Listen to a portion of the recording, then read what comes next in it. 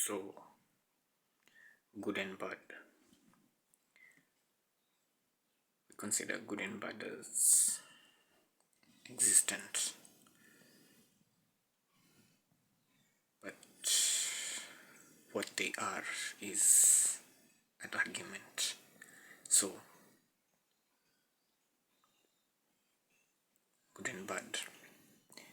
So, what you associate with good is what you consider good, and what you associate with bad is what you consider bad.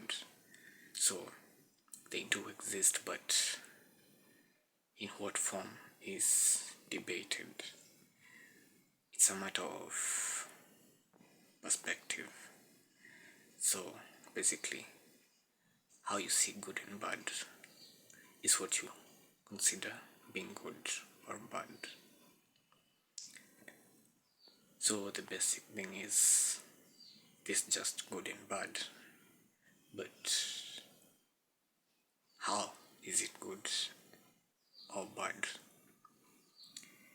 And considering society, so how people consider other people to be good or bad is based on how they see them. So who the person is and how he acts, how he looks, is based, all sums up to an agreement. This person is good or this person is bad. So the image you create of who that person is basically based on how they look and how they act. So that's a general expression of who that person is that you make up in your mind to able to understand the person.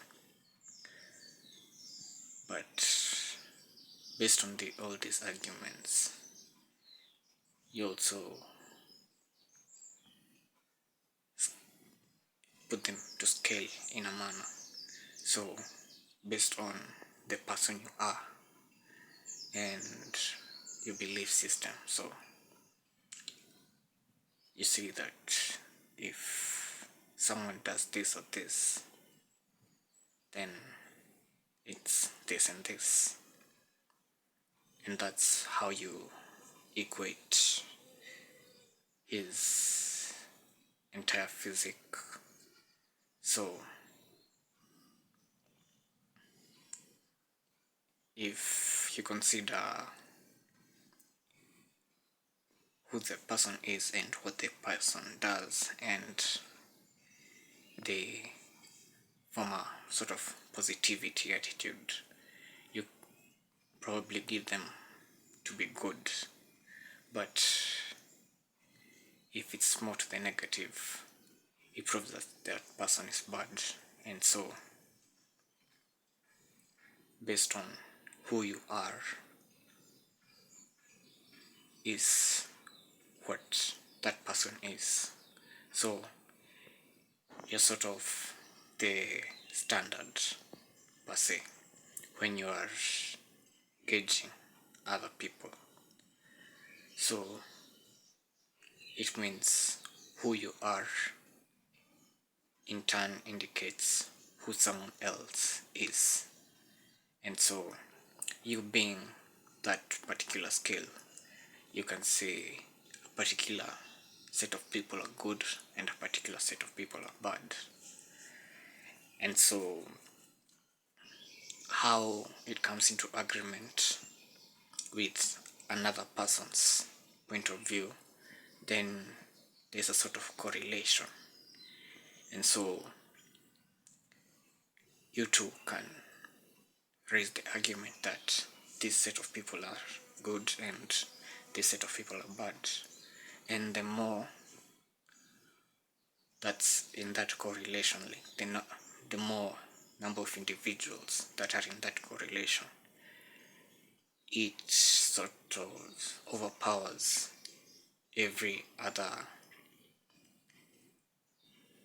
misplaced correlation. Like basically, if you're not of that correlation, you're of an inferior correlation. That's indicating basically they're more wrong than them, because more people agree with it, and so it validates its truth. But then if a sort of negative attitude has this higher correlation, then it means that the positive becomes overpowered. But then, considering that the lesser still has to exist, meaning for a 50-50 sort of balancing. So that small group should actually be more potent. Yeah, either way. It should be more potent to overcome the imbalance that the negative correlation brings as it at its massive scale. So this is in comparison sort of a community in existence. So it basically desires to destroy every other community, but in order to do that it has to gain more soldiers, and so taking up slaves. So as it grows, it then conquers sort of an entire existence. But then there's the correlation that desires a sort of growth in it. So the existence of this smaller community will be more overwhelmed, and so bringing out more crafted individuals so as to overwhelm the massive influx of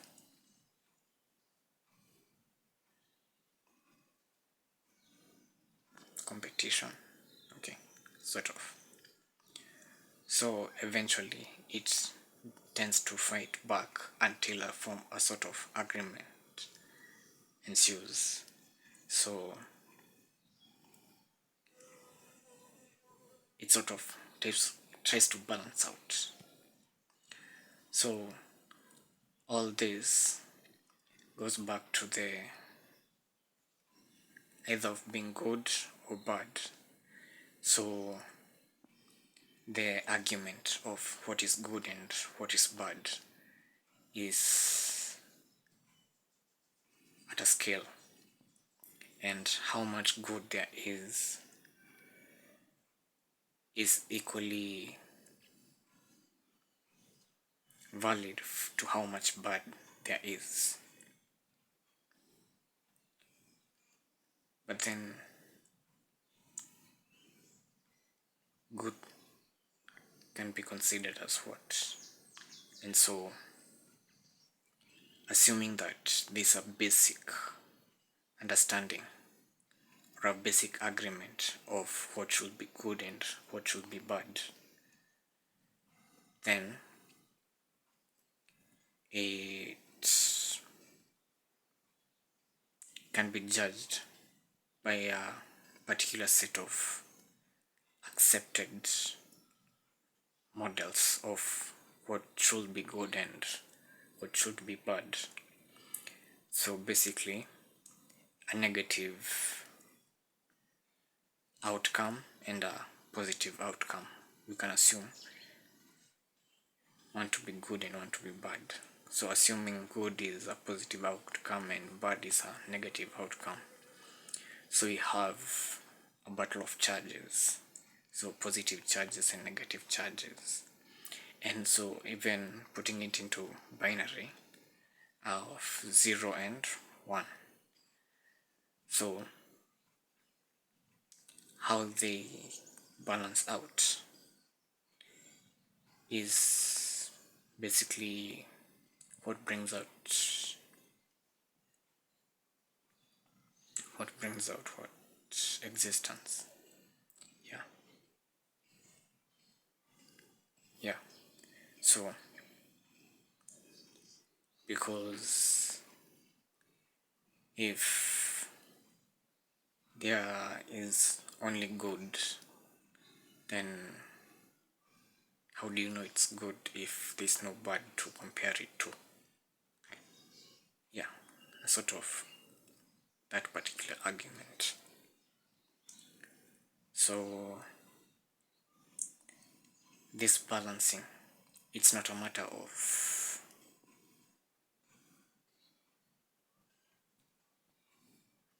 magnitude, but more of mass. Yeah, it's not a matter of mass, but potency of sort. Because as the more one diminishes, the more potent it is, and the more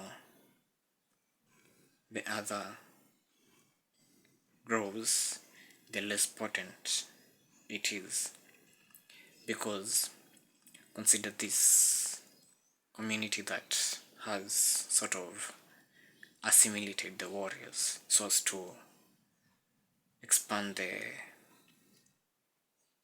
the army itself.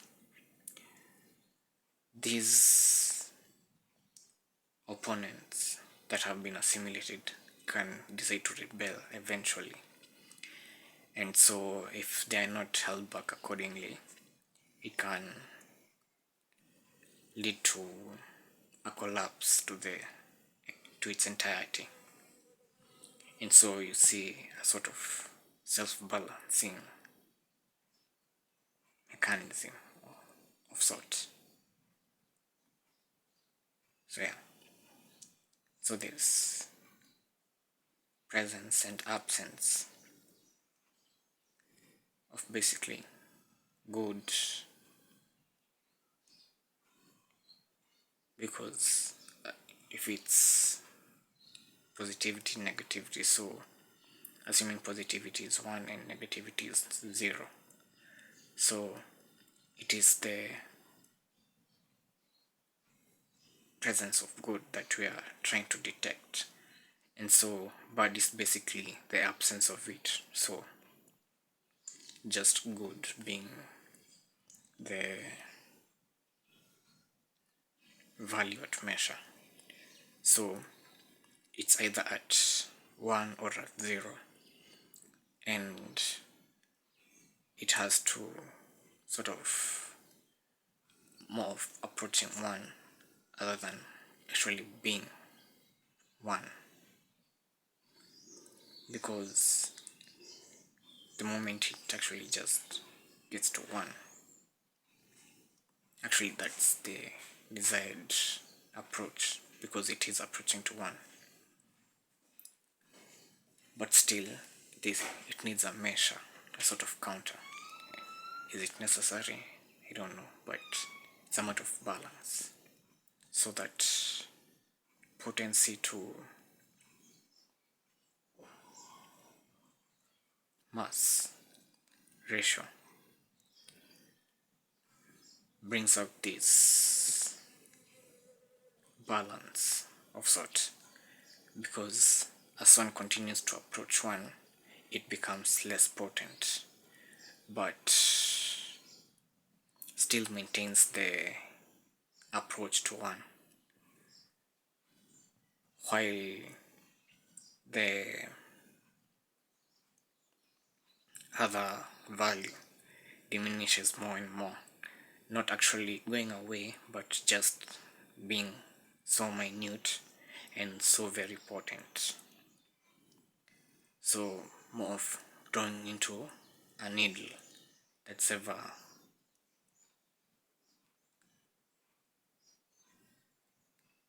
thinning, sort of. So yeah, that's how a sort of balance of existence is. Existence continues to stretch out while non-existence shrinks more and more. So as from the Big Bang, that point where everything came from nothing, pinches ever more smaller and smaller, but it's still there. A point that once never was, but never going away, sort.